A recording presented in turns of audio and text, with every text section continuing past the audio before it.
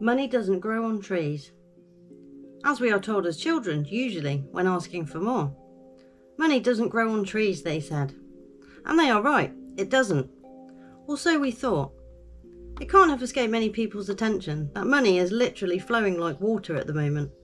More than you could ever imagine being spaffed at the wall, as they would put it.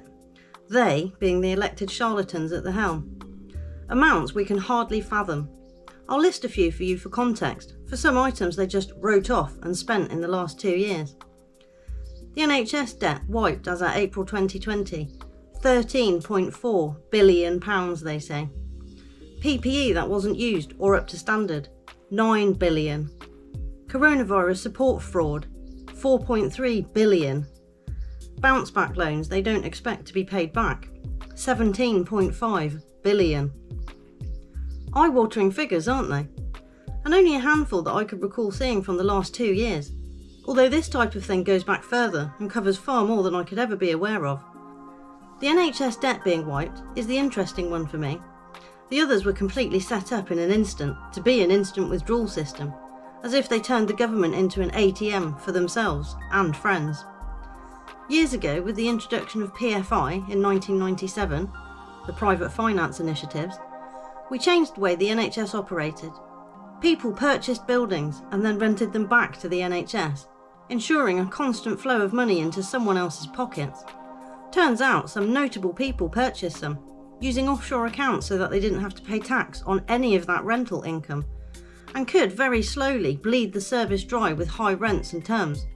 Because when the public are paying for it and don't get to check where the money ends up, it seems anything goes. After years of being told to tighten the purse strings, austerity, cut back, recessions, higher cost of living, low wages, etc., you would think there would be a limit. A final amount they are working towards or that the people could take. Nope. Just more debt, printing more money and adding zeros to their own salaries and contracts while adding a bigger minus to your life, monetary and otherwise. I do not know the entire financial system and how it works, only a very small part of it. But within that part, I deal with income and expenditure, budgeting and forecasting and overview. So it's not hard for me to see how we got here, and how we now have more greedy fingers in the pot than ever before, with no end in sight. It was never going to be sustainable. They just used that pretense to keep it all going. They were never looking for a solution. So I stick with one of my previous sayings. The system isn't broken, it's exactly as they mean it to be. And once you realise that, it does make you rather despondent towards wanting to be able to change it. It's a different ballgame knowing you are up against a level of corruption one can only just fathom, and it's not about systems and procedures and the good of society at all. It's about them being in control of your finances, emotions, thoughts, direction in life, and goals. They want us all reading from the same script, because make no mistake, they will still try to achieve what they want, but with less fuss and hassle. Because I believe that's all they see us as, a bit of a thorn in their side. Let's take sheep and cattle. To minimise the hassle with cattle, when taking from them what you want, there is a process of restricting them, holding them in place, and making them compliant. They don't just do it because they want to. With sheep, they use sheepdogs to round them up, and then mostly they do as they are told.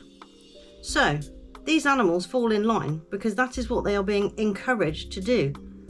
By way of fear, threat of or actual violence, isolation, and any other tactic we seem to employ to get what we want as humans.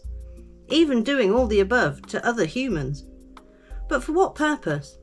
It seems as though they want us all in a small box, consuming until we burst, spending money in their virtual world, not having person-to-person contact, and being medicated to the max. Maybe I've missed something, or I'm too cynical. But in all of their plans and visions of the future, they seem to have failed to factor in actually being human. It's disturbing. They seem to want to change us from human being to human doing. Augmented soldiers becoming part of a metaverse, making normality a taboo subject. And guess what? We are paying for it.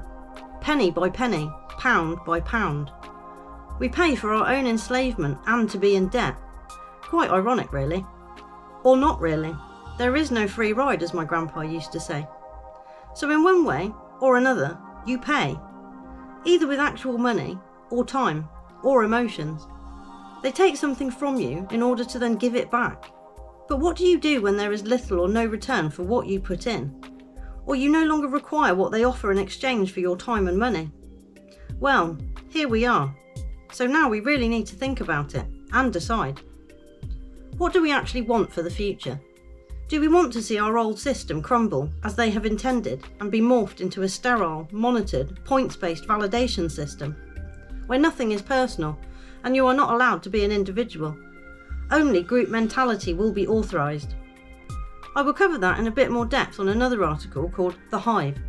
But we need a complete overhaul of our ways and systems. That much is obvious. But not by those who are currently in charge, as they are the ones who led us here in the first place, and clearly cannot be trusted with our safety, security, well-being, or future.